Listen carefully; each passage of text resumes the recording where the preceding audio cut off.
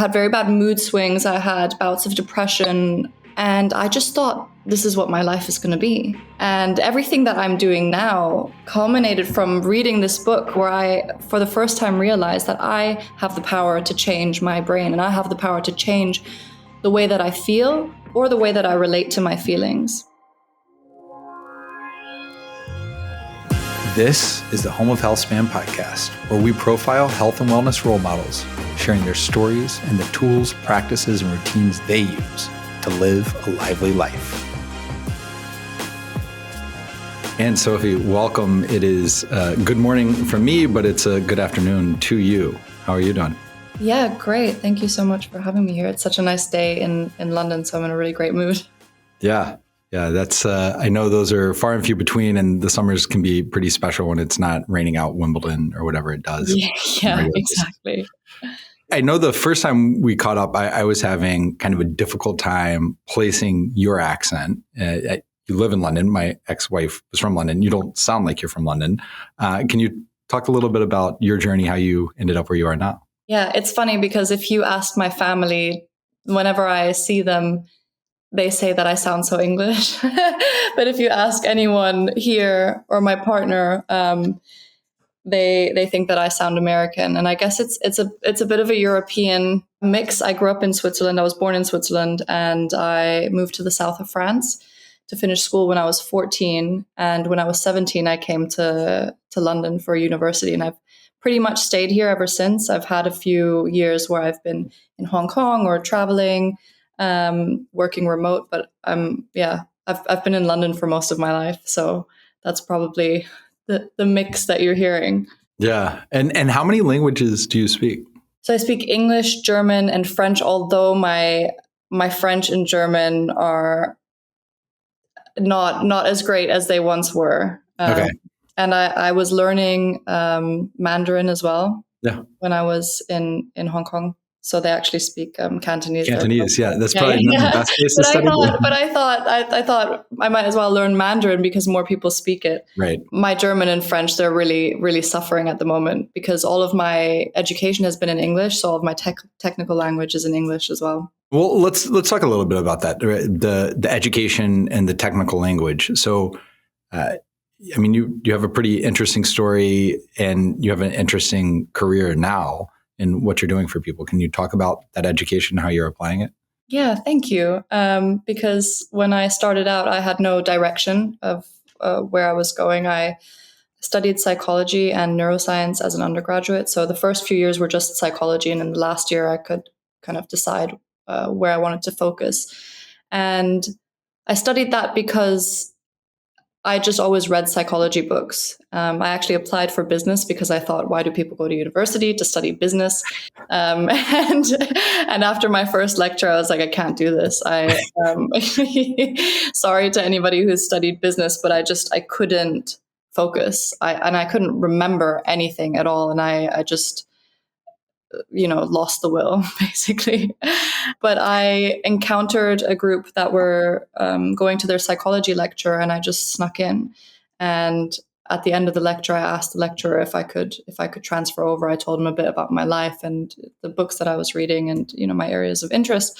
And he just took me on board. And it was very lucky because it turned out that the university that I was at to study business, it wasn't known for its business school, but it was definitely known for its psychology. So it was like a Trojan horse getting in there. Nice.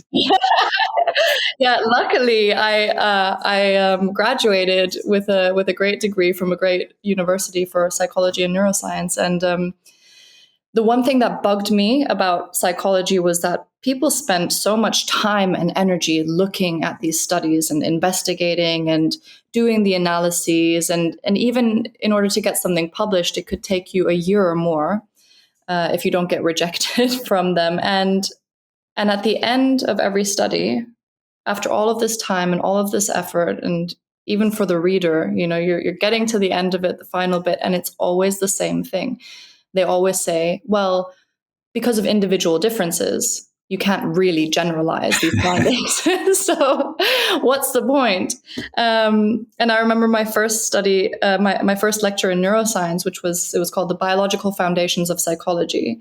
And my heart just lit up because all of a sudden you could understand when this is happening in the brain or when this is happening with the person, this is what's happening in the brain. And you can really map it onto a specific biological function or activity.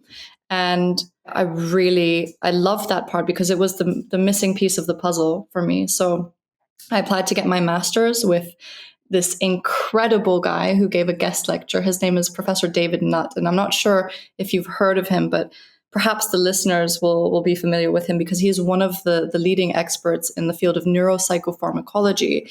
And what that means is the neuroscientific study of drugs and pharmacology. So while I was working with him, we conducted the first ever study of psychedelics in the brain. So it's the first time that you had a brain scan of somebody when they were on psychedelics. Were you using fMRI or what was okay. And DTI, diffusion tensor imaging. So you could actually see the different neural connections. You could see the different parts of the brain that were connected. And what they found in the study was that taking psychedelics takes you back to a childlike state where you have all of these remote areas of the brain that are connected, and you lose that connectivity because as you get older, you just focus on the functions that you need in everyday life, and you start to lose those connections between different parts of the brain that you're not using. Yeah. So it's that creativity. And that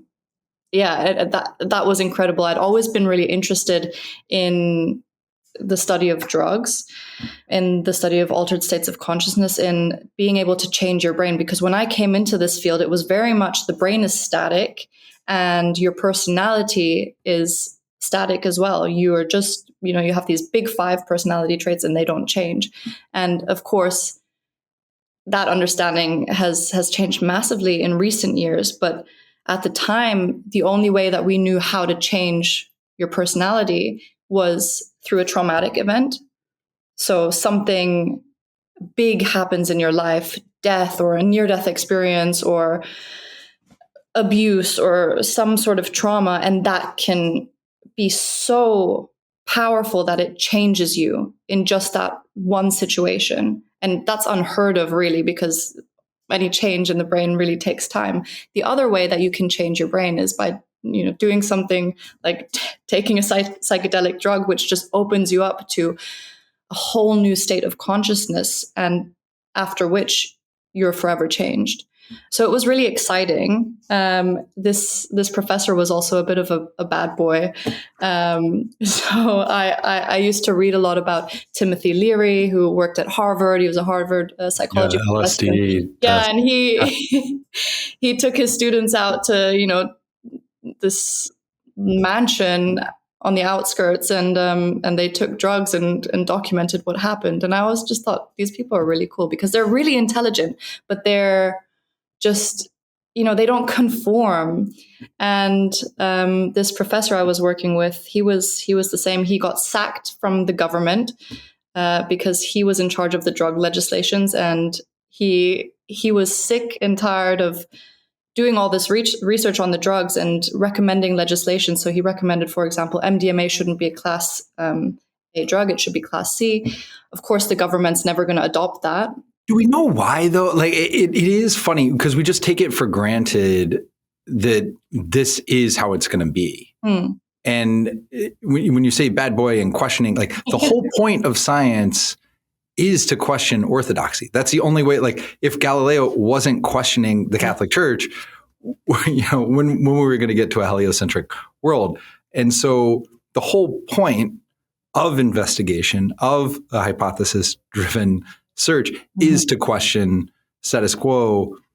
And so why do we just take it for granted? They're like, oh, well, these things we can't touch.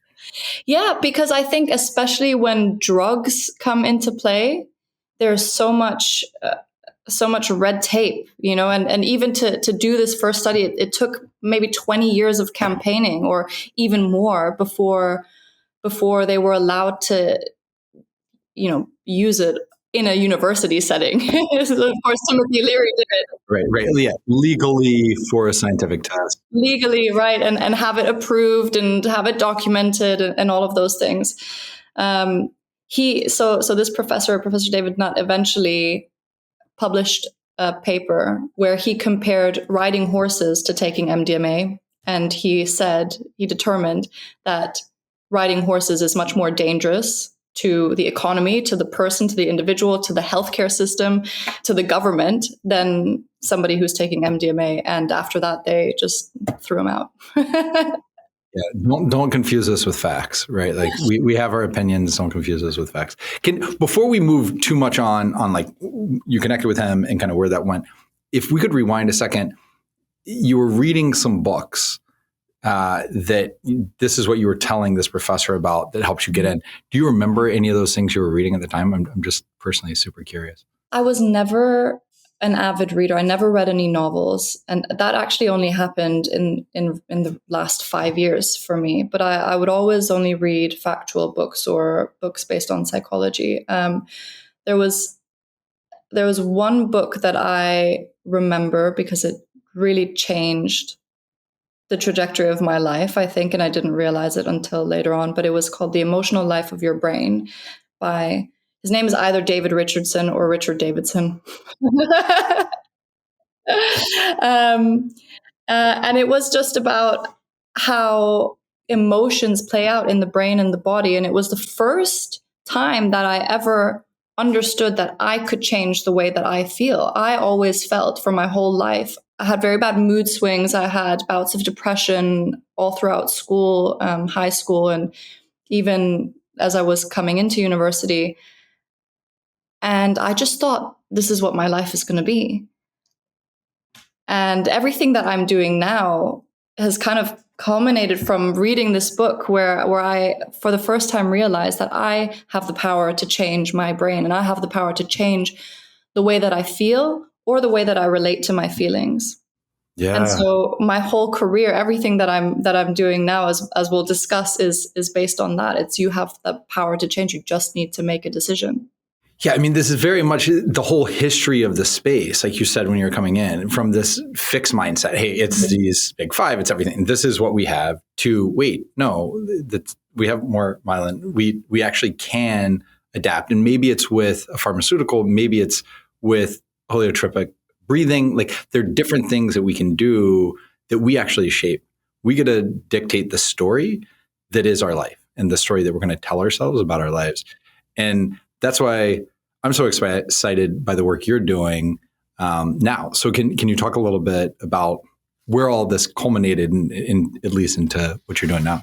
So I have been working in mental health technology. So I was in leading positions at a mental health app, at a mindfulness app, a mental fitness app, a sleep app, and currently I'm working on a mindfulness game. It's just always been about looking at the research. How can you change your brain? How can you change your mindset? How can you do something for yourself? What is the science of wellness and self-care? And what I'm doing right now is that I've stepped down a little bit from that corporate position. So I have a fractional role as a chief science officer, but in my spare time, the rest of the time, I host workshops and talks about how to change your brain and the neuroscience of mental resilience. It's a really wonderful thing because it's an opportunity to connect with people, whereas with the apps, you're really connected to the user in the beginning, but once the app scales, you lose all sight of who you're impacting or how your research is impacting people. It's numbers versus people. Yeah. It's numbers, it's retention, it's monetization. And at that point, I lose interest because I've always had to have a very clear purpose and connection. And so the work that I do now allows me to do that. Yeah, the ability to bounce back and forth. That going from scalability and scale of impact to the personalization to really tie it to your story of, hey, here's the impact I'm having. Now, people ask me a lot on, well, how do I fix this on mindset or this kind of on stress management? And my typical response is, you don't, right? Like, you don't go to the gym for a year and be like, okay, yeah, I'm good for physical fitness for the rest of my life. or I eat healthy for a week or two. I'm like, okay, good. Yeah, it's cheeseburgers and bacon the rest of the way. And it's similar in my mind for mental health in that, our biology in a lot of ways work against us in terms of the hedonic treadmill, all these things that we have to deal with, that our default is to chase things that are not going to really work. And so it is ongoing work and exercise like fitness, like nutrition. But, I'm an armchair theoretician on this. You're an actual doctor.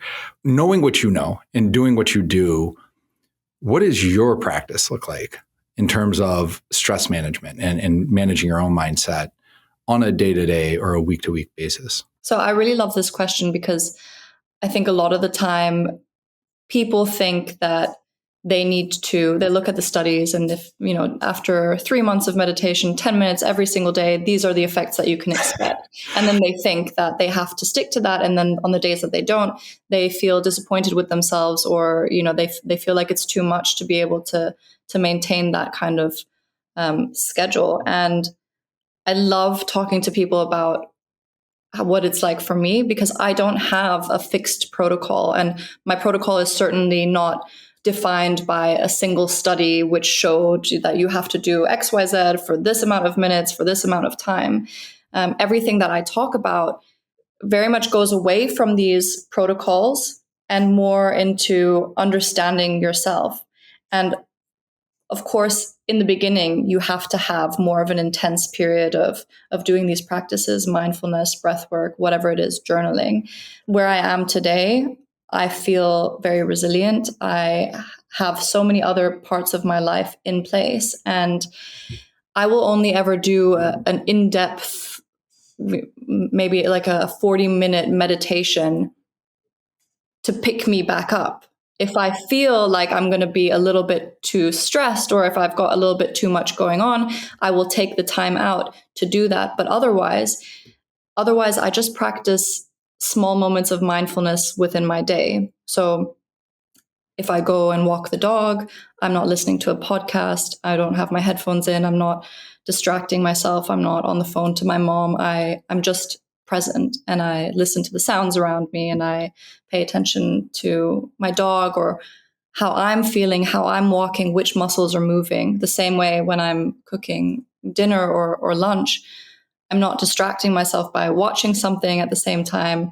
I'm very present with the smells and tasting the food and being present in the moment. And so that's my practice. My practice is my life. It's just so ingrained with how I behave and the way that I do things. And only sometimes will I take out time to sit down in the lotus position in a quiet room. So most of the time I would say just moments of mindfulness, maybe once a week, a meditation, or I'll take time out to do a stretch class or a meditation class. But I'm also, I'm eating well every single day, most of my meals, and I'm exercising almost every single day. The parallels you just drew, for me, it just hit me in a different way as well, of back to fitness, right? Mm-hmm. Of going and working out in the gym for 60 minutes and then sitting in the office and being sedentary the other 23 hours. It's actually way worse than if you didn't go to the gym at all, but you stayed moving, right? Because our bodies were made to move. Yeah. And the point of mindfulness or meditation practices or mindfulness practices aren't the 10 minutes or 20 minutes or 50 minutes or even 2 hours on the cushion. It's taking that into life. And so it sounds like you've had a journey that allowed you to start incorporating, like, the Thich Nhat Hanh of when you're washing the dishes, wash the dishes, be there. This is the only moment, is the present, and really living it. And I do think a lot of people miss that. They think the purpose is the meditation. No, the purpose is the rest of the day, once you get off the cushion, to take that mindfulness and that presence into it. How long did it take you to get to where you're doing that, right? Like, because it's a thing I intuitively know. I'm like, but there's this other podcast or this other audiobook. And then I just pop my headphones back in. There's always more. Yeah. There are millions of people who are creating content every single day. You will never catch up with all the content. And I think that's something that, even if I pull out my phone, I'm like, I'm just going to catch up with what it's impossible. So let that part go. Just take a few minutes. Be happy with, what you are consuming. Just I'm going to see what I see in these next 10 minutes that I'm on my phone, and then I'll put it down. And I don't feel like I'm missing out on something because I'm not trying to catch up with what everyone's doing and all the new content that's come out that day.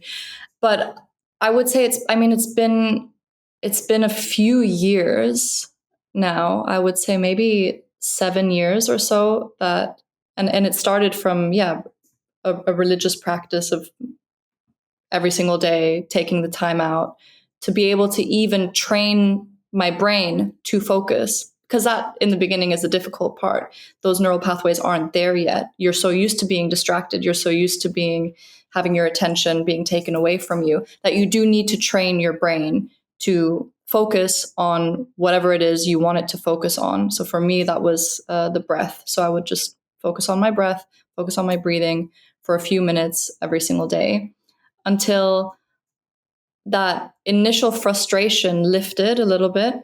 And it's important here to note that if you're starting out with a meditation practice or a mindfulness practice, and you think that it's going to be relaxing, you might be surprised, because in the beginning, as with any new skill, as if you're sitting down to learn the piano for the first time, you're not going to be able to play immediately. It takes a lot of trial and error. And the point is to accept the mistakes, to accept that you get distracted, and just recommit to the practice and bring yourself back to it. And that can be really frustrating. I'd be curious on your take on this, of the difference I would have with piano or tennis or picking up something, of you're having to build a skill. Whereas I have this new thought or understanding on kind of the mindfulness of, it's not actually adding something. It's, we have this already, and it's actually learning to sift through all the filters and the noise that we've gotten used to get to that inner, wait, oh, I can notice the noticer. Like that has been sitting there the whole time. It's just deadened in us because of what we've been doing. I mean, which direction do you see that? Yeah, I mean, I would completely agree, but we are not at fault for that. There's, big corporations, and there's the algorithms, and there are so many things that are competing for your attention because, everybody is competing for that mental real estate. Everybody wants your eyes, your brain, your thoughts on their product, on their, You're talking to a guy who literally wrote a book on mental real estate. So yeah, preaching to the choir on that for sure. It's definitely worse with social media, with the things that we have. But at the same time, I don't think it's an accident that 2,500 years ago, whatever, Lao Tzu, Buddha, the Stoics, they were all coming to the same thing. Because I don't know, it's amplified in modern society, but moving from an agrarian or like hunter-gatherer to a city and more urban environment in general, it's already so extreme, right? Like the idea of being inside and like, oh, we need to go get outside. Well, only for less than 1% of human history was there such thing as inside, right? We were just out and living and doing our thing. No, it makes me think of something that I was planning to look at today. I have this saved for later. I saw this video of a guy who is, I think he was a neurosurgeon or a neuropsychiatrist or something at a prestigious university. And he got that degree, which takes years to do, which takes a lot of time and effort, and is a very well-regarded career trajectory. And he just dropped everything and, went to go live in nature and goes on treks and on trails, because everything that he's saying that he's learned about what the brain needs and wants, and all of the ways in which he can help his patients, and everything that he's prescribing is going outside. And, the way that we have, the life that we have for most of us in this day and age isn't really helping us. I mean, there are studies that show that if you live in a dense city area, then because of the noise pollution, you're more likely to be depressed. Literally, just because of the noise. And then you have the actual pollution, and then you have the stress of the job and the stress of the commute and everything piled on top of that. But just because you're living in a noisy place, that can have such an effect on your mental health. So you talked about this has been amazing. I could go for hours more on this with someone like you who knows so much. But you also mentioned it's not just your mindset and your mindfulness practices. You think about it more holistically, and like your nutrition, like I eat healthfully. What does that mean to you? What does that look like to you? I try and eat as little processed food as possible, and ultra processed, I'll say, because most of our foods are processed. So if, cheese is a processed food, but the process is, most of our foods are processed because you're not picking a potato off the ground. It had to be exactly in some way. And so, and I think that distinction is important there, because there is a lot of fear mongering in, the fitness world, in the nutrition world, and in all of this. I just try to eat enough carbs, proteins, fats. I definitely grew up with a mother who demonized carbs and still does to me. So it was a lot of learning about what my body needs as fuel, and being able to eat accordingly, and also being able to eat enough. So one of my main struggles is actually eating enough, and that's why I'm quite strict with my meal program and my regimen, because it helps me stick to it. I have my breakfast, my lunch, and my dinner, and some protein shakes, let's say, in between, which, yes, I know they're processed. But do you see that the needs or how you do it changes seasonally or cyclically? Yeah. And again, this is where the science might say one thing, but especially nutrition studies are very difficult to carry out, because you have to make sure that everybody is really eating exactly what you're saying, or they're documenting things accurately. And we know that most people aren't. No one does. Then there's all these confounding factors. So don't stick, if a study says you have to eat this, this, and this, and this, and that increases your lifespan by however many years, you don't have to be that rigid about it. And this is where mindfulness again comes back in, is that I'm able to notice the foods that sit well with me, the foods that give me energy when I feel tired, or even upping my calories on days, and particularly during my cycle at certain times when Right. I just need to eat more, because otherwise I'll be miserable. And you can sense it, right? Yeah. Like it's not, you don't have to check the calendar as much as saying, I think I need a little more today.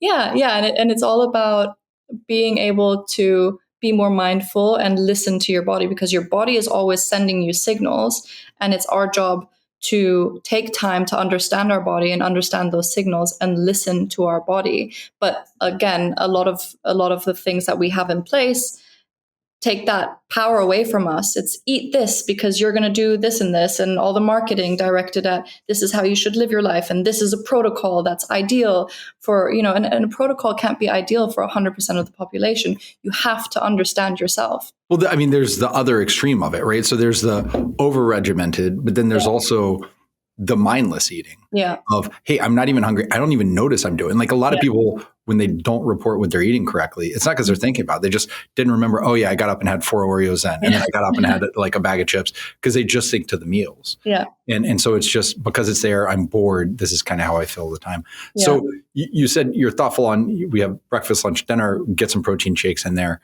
Can you take through a typical day? Like how do you balance that carb, protein, fat that your body's going to need?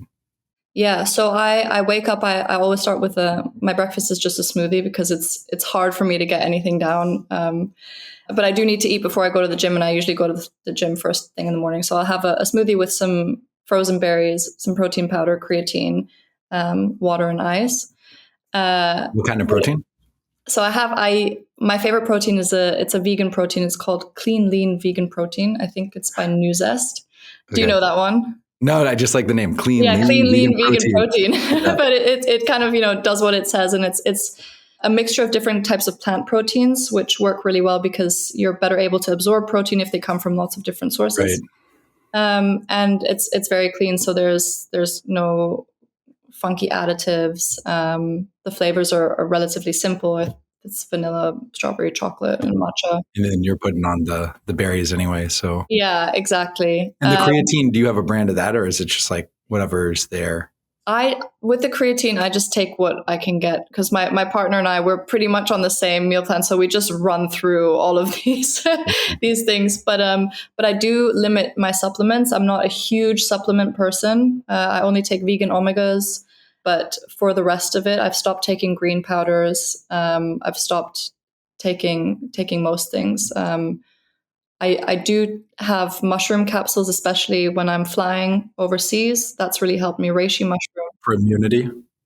Yeah, for immunity, but also reishi mushroom helps me tremendously with my jet lag. Oh, okay. All right. Yeah, so I'll take some reishi mushrooms like a few days before I fly, while I'm away, if I'm away for the weekend, and then on the way home as well, and I don't get jet lagged. Okay. It's wonderful. Nice. That's amazing. Yeah, and then for lunch, I'll have pretty simple, some quinoa, some beans or chickpeas. I eat as much vegetable as I want. So if I'm ever not feeling full, I just chuck a broccoli in the oven and have that. And then I pretty much have the same thing in the evenings as well. I always mix it up a little bit, have like different marinades or different salads or different grains. But I'm plant-based, so lots of lentils, pulses, beans. Yeah. Well, and whole food, right? So like, I think what I explain to my daughter too on plant-based of, look, refined sugar is plant-based. That I still think you'd be better off eating steak than that. But if you're eating plants, that's different than plant-based. And it sounds like you're eating plants. Yeah. Most of the time, just plants, like the whole beans, or I'll mush them up and, shape them into like balls or something. But it's like, I know exactly what's going into it. I do have an exception. In the UK, there's this brand called Squeaky Bean, and they make fake meat products, but they're my favorite ones because they're made from beans. So they don't have a huge amount of additives. Weird chemicals that got made up. And yeah. I don't know if the human body can process this or not. Yeah. It's really good. And it tastes, I don't miss meat at all, or I have no desire to eat meat. So it's I'll have that every now and again because it's just really easy and it tastes amazing. So on the supplement side, so we have protein, we have the reishi mushrooms, we have creatine. Do you do magnesium or anything? Because even what I notice is theoretically, I'm getting tons of magnesium, but depending on soil quality, like is my magnesium absorption what it should be? Are there any other things you say, hey, I kind of need to top up on B12 or anything like that? Yeah, so I do take magnesium sometimes, especially if I have a very intense week of workouts and I know that my muscles are going to ache. I also have a magnesium body oil that I use sometimes, or I'll put that on my legs if I know that I'm going to have twitchy legs after a long workout if I'm sleeping. I have an issue with iron. I eat enough iron, but I don't store it well enough. So this is before the veganism even, and it runs in my family. So I get iron infusions. I've tried iron supplements. They don't. Those shots or what? So yeah, so basically it's like an IV drip. It looks like, and it's this bag of. It looks like black liquid. It's very cool, but you have to be careful because it can stain your skin. And they infuse it straight into your bloodstream. And after a few days, I just feel incredible. But I had really low levels of iron to the point where if I hadn't gone to do that, then I would have had to have a blood transfusion. Wow, so, like properly anemic. Yeah. Yeah. So anemic to the point where I wouldn't be able to walk out the house. I would have to get a taxi everywhere because I was just so tired. I'd be sleeping all day. And that was a few years ago, maybe 7 or so years ago. Okay. And now I just top it up with iron infusions, and it really does the trick. This may not do anything for you or not, but a friend of mine recommended, because she thought that I started looking anemic, sarsaparilla. So I put it in my mushroom coffee in the morning. So like a sarsaparilla powder, and it like drives up your iron. So I don't know if it's an absorption issue, if it'll work, but I just go to the natural food store, get some sarsaparilla, and I throw that in the mushroom coffee in the morning. Oh, that's very cool. Yeah, no, I in the UK, they're very bad at a lot of people here have low levels of iron, but they don't really do anything with the national health insurance that we have here. They give you iron supplements, which don't do anything. And even if you look at the studies that have been conducted on these supplements, it doesn't show that they're effective. So you just really have to push for it. I went privately for many years until I think it took me 10 years to be able to get my iron infusions on the health insurance that we have here. Yeah. That's another subject altogether. Yeah, also, that's a whole. So you talked about if you're doing a hard workout day or a particular leg day and twitchy legs, what does your fitness regime look like these days? So I train for bikini level bodybuilding. So that's 5 days. Yeah. Yeah. It's funny because you wouldn't be able to tell. I feel like with this level of bodybuilding, you can't really tell from a person because the frame is still quite small. And especially the body type that I have, you only see that there's muscle if I'm at the gym or if I'm, post workout. Yeah. And other than that, I still look a bit scrawny. That's really cool. But yeah, it's amazing. And it really helps me stick to my workout regimen because I have these goals, and it helps me again with my nutrition because I know that I need to fuel my body in order to continue working out in the way that I do. But it would be 5 sessions in the gym. And then depending on where I'm at, the cardio goes up and down. So at the moment, I just do 1 day of cardio a week. And then, when you get to the stage where you're trying to cut, then that increases. And so the 5 days are all pure weight training. Resistance. Yeah. So it's crazy. There's with this kind of bodybuilding, you really focus on creating the hourglass figure by focusing on your shoulders and your glutes. Yep. There's very little core involved, and on an upper body day, it could be like 5 different delt exercises. Wow. So it's very much creating that optical illusion by focusing on the shoulders, the delts, and then the glutes. So it's a lower day, upper day, lower day, upper day, lower day, and that's it. Okay. Very repetitive. 3 lowers, 2 uppers. 3, yeah. So 2 lowers, 2 uppers, and then the last one will either be a lower again or a mixture of. Oh, okay. So it could be 3 uppers and 3 lowers. Okay. And you're someone who loves travel. You travel quite a lot. You go and do these workshops in pretty amazing places, which is nice. To keep up that training regimen when you're gone, I mean, do you have any kind of fitness equipment, anything you travel with? Like, how do you do that? I don't have any fitness equipment that I travel with other than a resistance band, because I just to stretch and to at least do some sort of warm-ups. But I very much pay attention to where I'm staying, that I have access to a gym and that I have access to a kitchen so that I can either bring my own food, make my own food, at least for most of the time. So I'm also not that strict that I won't go out for dinners if I'm traveling. But if I'm traveling for work and I'm not there to have fun or see anyone, or I'm not there with friends or family, then it's still an opportunity for me to stick to my workout schedule, stick to my nutrition schedule. So I just like to keep things really simple for that. But I'll always make sure that I'm close to a gym. And so it's always, even when you're at home in London, it's a gym, you're not doing stuff at home, you're getting out. Yeah. Always gym. And I love to throw in some different kind of workout classes here and there because it's just nice to switch things up or have a change of scenery.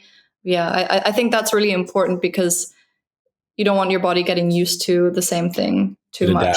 Yeah. And it should still be fun. So it's nice to be able to go to a nice studio, like a new studio, or they have a new class and try different things out. Now, you talked when you travel, the reishi mushroom help with jet lag.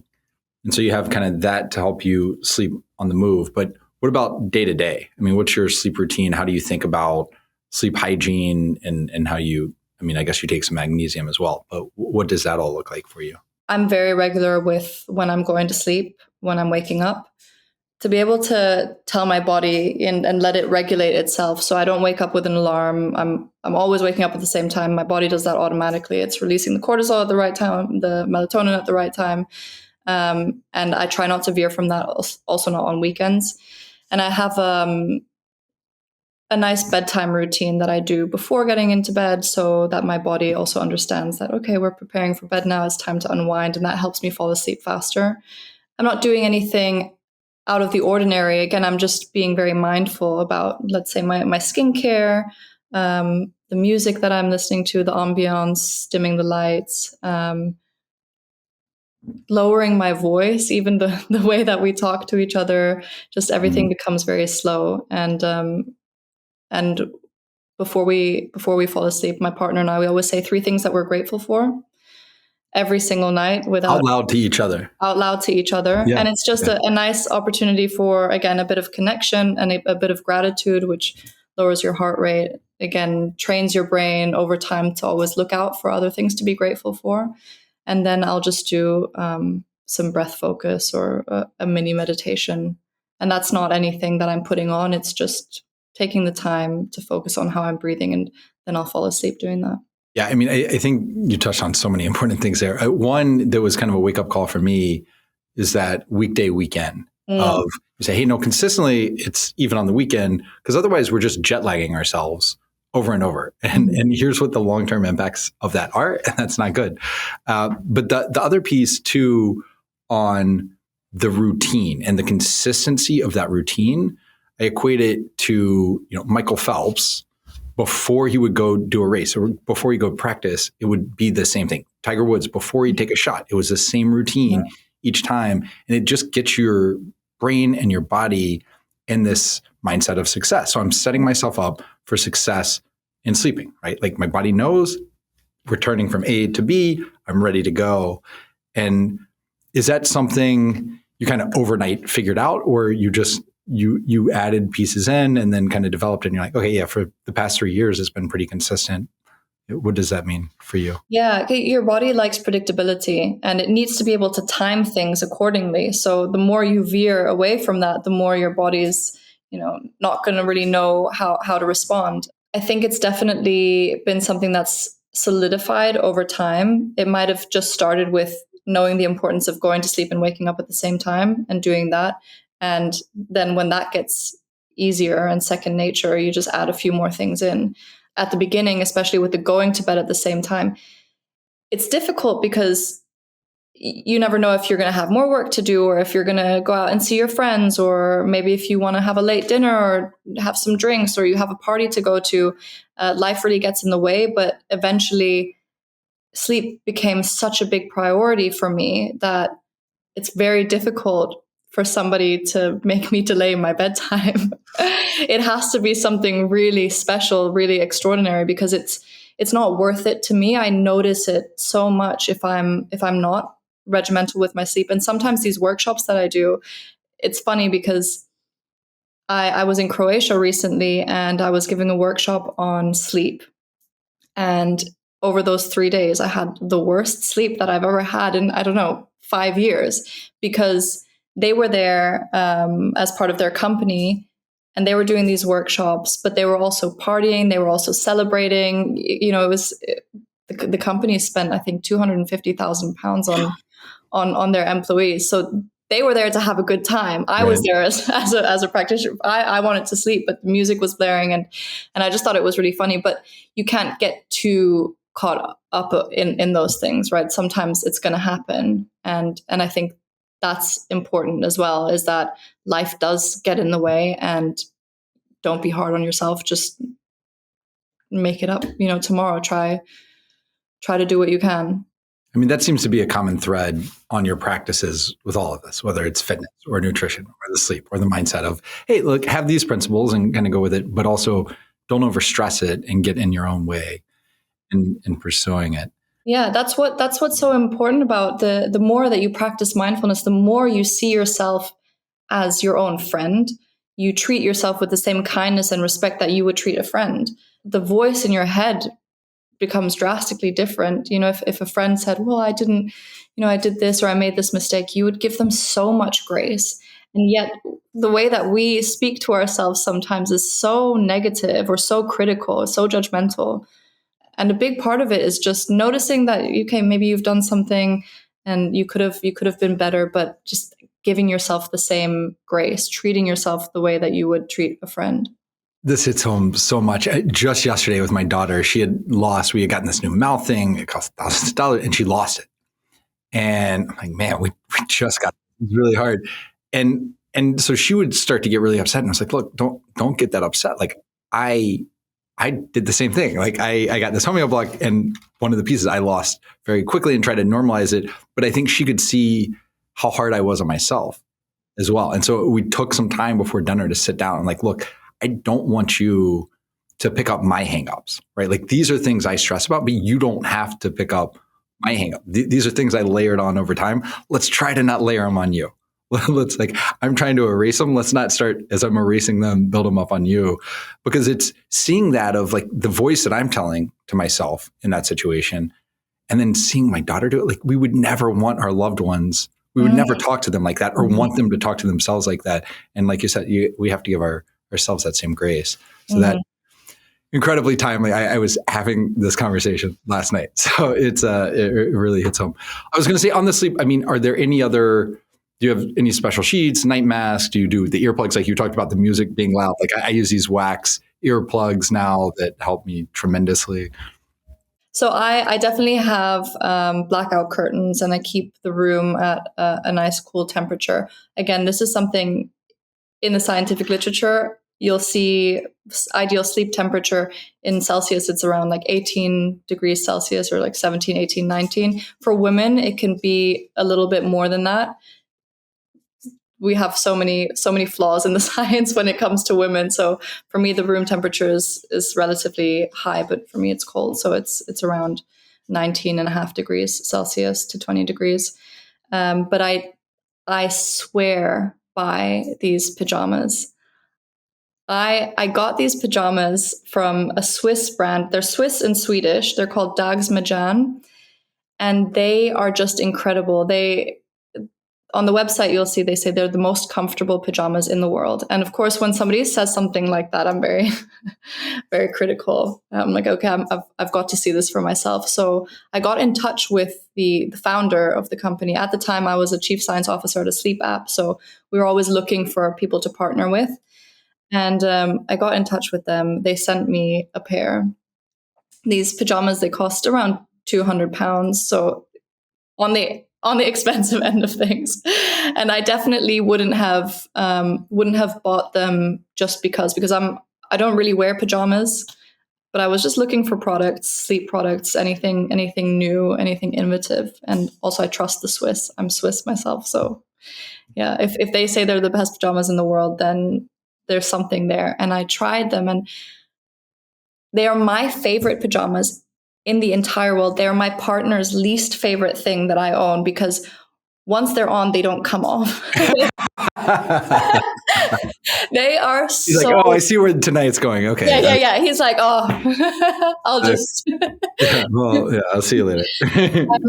They're so comfortable and I sleep so well. They have different materials. One is to keep you at a level temperature. So this is, if you get too hot or too cold, it just regulates your temperature and it absorbs any sweat that you have in a way where the material is not wet. You just feel it's wicking. It's just perfect. They also have ones to keep you warm, ones to keep you cool. And then they brought out these new ones. And by now I've bought all of them with my own money because I'm just so convinced by these. I bought the new ones, which are supposed to help with your, they're supposed to help after exercise to, I don't actually know what they say that they do. Like on recovery or something? So they're pajamas that help you with muscle recovery. Wow. Yeah. I mean, I can see it, right? They're infusing micro ions, all sorts of stuff, copper in threads. So I could definitely see it. Wow. Yeah. I gotta check these out. I mean, again, honestly, I'm not a pajama guy. I wear Lulu shorts and that's going to. Yeah. But it just changes everything. It's been very carefully crafted. The way that the seams are, they're not on any points of pressure where you're lying down. So everything has been considered. They really, I've slept like a baby ever since I had those, and I recommend them to all my friends. My mom has 2 pairs. Her best friends have pairs. So those are really great. I also have a Tempur mattress, which has helped me tremendously because I've always had back pains and back problems. And there's just nothing like sleeping on an orthopedic mattress. If you're able to get your hands on something like that, it's incredibly useful.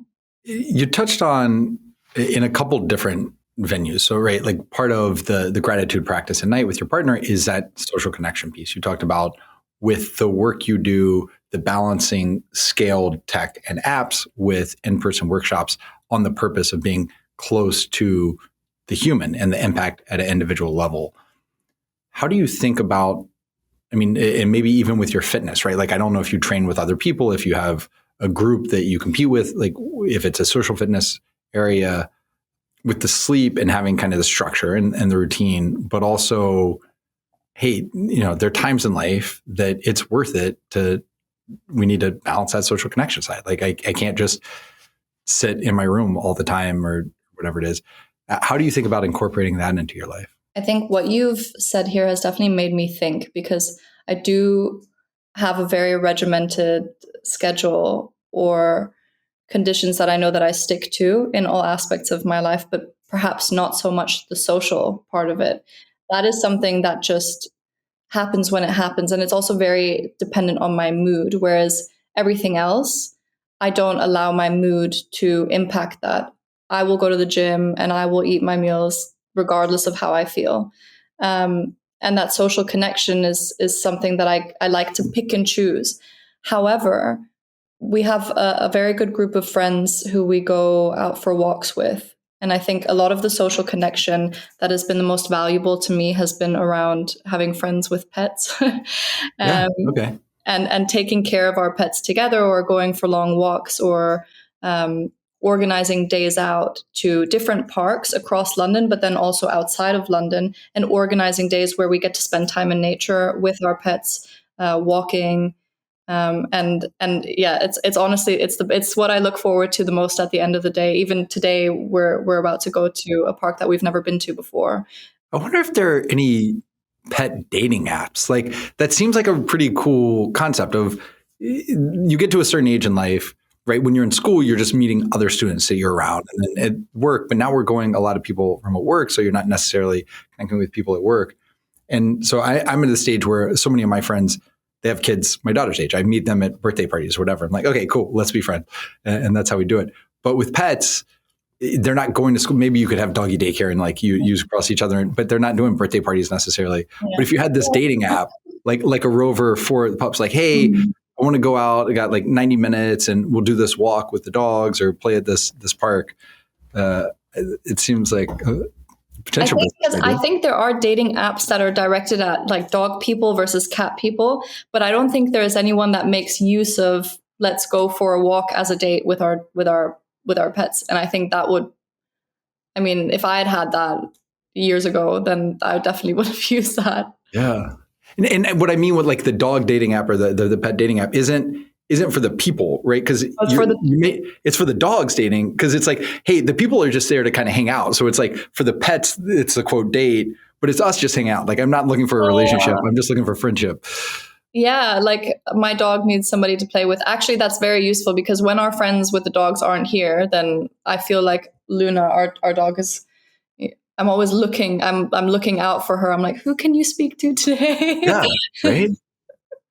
Well, so if any listener is looking for a new app idea, like I think this one has legs, maybe 4 legs. So go take it and run with it. This has been so much fun. We could have stuck on the first pillar, the mindset and all that, and for hours, and I would have absolutely loved it. Is there anything else you want to share that maybe I missed that you think's really important to this life you've crafted of vitality, of vibrancy, of the energy that you take to the world every single day?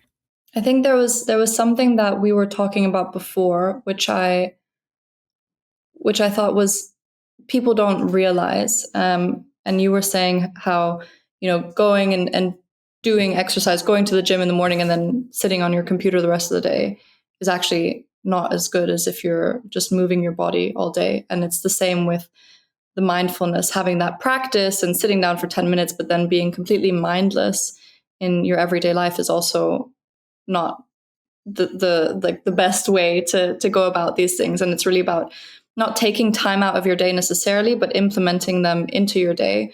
And I thought that was a really powerful point. There's also some studies that look at how the way that you relate to the exercise that you're doing changes the way that your body is metabolizing things or expending energy. So there was a study with, I think they were nurses at a hospital, and they work long hours, right? You know what the schedules are like, especially in recent years. But they do walk around a lot. They cover a lot of distance, walking from one ward to the next and checking up on people and going up the stairs and down the stairs. And I remember the study talking about them educating half of these nurses about looking at how they're moving and understanding that they are exercising versus the others who still were in the mindset that they're not exercising because they're at work, and how that changed so much about their bodies and their body composition and absolutely everything. So it's really about noticing the things that you're doing, being mindful of them, and also appreciating yourself for doing them, and noticing that even if you're sitting or you're not taking the time to exercise, if you're walking your dog, that is exercise. Those are good things. Now, we've covered a lot of ground, right? Like there are so many components that go into this. If you were having to pull back and say, hey, look, these are my must-haves on each of the pillars. Like this is what I would need first and foremost to tick my box for each of the 5 pillars to have this vibrant life. What would those be? Like for fitness, what is the one thing you're like, I really would need this? I think for fitness, a massage or a Theragun. Okay. I love my Theragun, and I love it if I don't have the time to go out and get a massage, but it just, I wouldn't be able to live without that. Okay. How about nutrition, right? Is it the protein powder? Or? Because of my diet and because of a lot of the food allergies that I have, and wanting to stick to certain goals, it would have to be my protein powder, the Clean Lean Vegan Protein. Clean Lean Vegan Protein. Clean Lean Vegan Protein. It's so good. Pretty sure I know for sleep. The Dagsmajan, the pajamas. Yeah. They're incredible. If you can get your hands on them, absolutely do. Especially, and I think for my mom, what was interesting is she was going through menopause, and so it was the first time that she was experiencing hot flashes. And typically she would always be very cold when she slept. So at first we got her the one to keep her warm. And then when she was going through menopause, we found a solution because there was just another pajama and another material. So, and how about mindset? And this may be less for yours because you've gotten to the stage where it's baked into your day. But for someone that's saying, hey, foundationally, I need to get started on this journey. Like whether it was journaling, it's one of the apps that you were the scientific or medical advisor for, whatever it is, where would that be, that one starting point? I would say gratitude. Because gratitude is so powerful, and you don't have to sit and journal 2 pages or know exactly which journal prompts you should reflect on. It's as simple as saying 3 things that you're grateful for, noting them down or saying them out loud to somebody. Especially sharing them with somebody can be a really beautiful thing. But if you look out for things to be grateful for, you will start to rewire your brain to look out for more things in your life to be grateful for. And this was so foundational for so many people that I worked with when we were developing these apps, who in the beginning, they said, well, there's nothing for me to be grateful for. It was in the middle of the pandemic. I've lost a parent. I'm isolated. I don't have anything to be grateful for. And if you feel that way, there's always something, and it can be tiny. It can be having a roof over your head. It can be that first sip of coffee in the morning. Start small. And if you are religious with this practice, you will find things to be grateful for. Yeah. I mean, it reframes it. And the one thing in my gratitude practice I've changed more recently too is not being able to repeat. Every day has to be totally brand new things, which turns on that noticing and that search and really digging. So I like that. And then how about social connection and purpose? So it sounds like this is one that maybe you haven't has always been as deliberate with. Yeah. But I would say going for walks with people, getting outside in nature, even if it's alone at first or with your pet, reconnecting to yourself is also, you also need to nurture that relationship with yourself.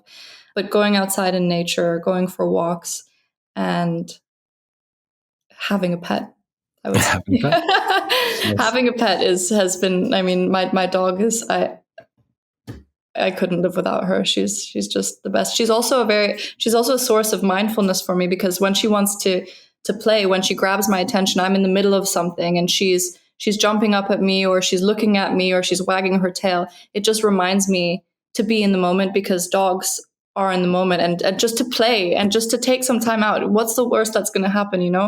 Take 5 minutes off of your computer. The dog's going to be happy. You're going to be happier. Nothing bad's going to happen. That is actually one point, and I will wrap this at some point, I promise. But when you were talking about your mood, like all the other 4 pillars, you're saying, hey, I don't let my mood dictate what I do there. But with the social connection, I do. And, I think we assume one direction. Oh, if I'm in a bad mood, it's not time to socialize. But it's the social connection can actually, and typically does actually, change our mood, right? Yeah. The studies of people on trains or planes of, no, I would never want to talk to the stranger sitting next to me. But when you're forced to do it, 100% of the people are like, oh yeah, that was so much better. Yeah. We think our mood should dictate it, but it's actually the other way. Go do that, and your mood, it'll turn it. But I think what's difficult about this is it really also depends on the types of relationships that you've had, because for me, what I do notice is if I'm in a bad mood and I go to see somebody and they notice that, or they notice that there's something off, they could be reactive. I see. Yeah. Right. And that could just spiral. I'm not saying, it's an awful thing, but I guess the first part is surround yourself with people who are very self-aware as well, or who are on that similar journey. For example, with my partner, I can be in a bad mood and he comes into the room and I'm like, I really don't want to hang out, but he'll just say one thing and it just lifts the mood for both of us. And it's just never an issue. There's never an argument. There's never, anybody taking something personally, but also he allows me to feel what I'm feeling. He's like, okay, you've had a stressful day. You've had a long day. You just want to be a bit more subdued. And that's absolutely fine. And I think that's also important, having somebody who understands that your mood fluctuates and that's not a bad thing. There's so much that can be learned from what we perceive as negative or low mood. It could be an opportunity for your body to tell you something, or an insight. So, Anne-Sophie, I've really, really enjoyed this. Again, could go on for hours. Is there anyone you think that we should be speaking with on the show? Anyone or work with that you say, hey, they would be really good for this? Because warm intros always help the podcast, of course. Yeah, absolutely. There are people that I follow. I don't know them in person, but I feel like they could be really incredible for the podcast. Dr. Andrea Love, if you've heard of her, she's an immunologist. She looks at a lot of the science that's out there with wellness and debunks a lot of things. Okay. And she campaigns a lot against chemophobia and people who are fear mongering about certain things, or like wellness quacks where people are doing like coffee enemas and stuff like that. So she's very cool. What do you think about coffee enemas anyway? I don't know if I know anything about coffee enemas. It's not the world I'm in. Yeah. You could very easily get there. There are people who, because the lines are quite blurred, but there are people doing coffee enemas. So if you don't know what it is, please don't look into it. don't start going down that rabbit hole. It'll ruin your mornings for you. I will not do that then. But if I think of anybody else, I'll definitely send something through. Okay. I really appreciate it. Thank you so much for today. Thank you for your story and your journey and everything you've shared. Thank you so much for setting this up. Yeah. Have a good one. All right. Thank you for joining us on today's episode of the Home of Healthspan podcast. And remember, you can always find the products, practices, and routines mentioned by today's guests, as well as many other Healthspan role models on alively.com. Enjoy a lively day.